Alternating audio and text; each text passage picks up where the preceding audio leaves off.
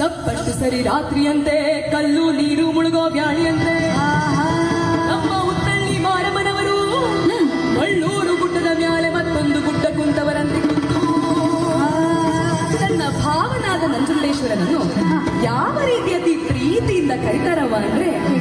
ಭಾವ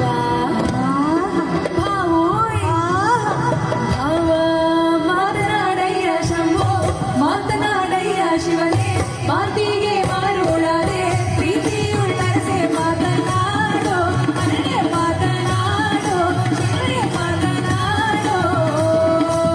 ಹರ ಹರ ಹರ ಹರ ಹರ ಹರ ಹರ ಸುತ್ತ ಮನಸ್ಸೇ ಇಲ್ವಯ್ಯೋ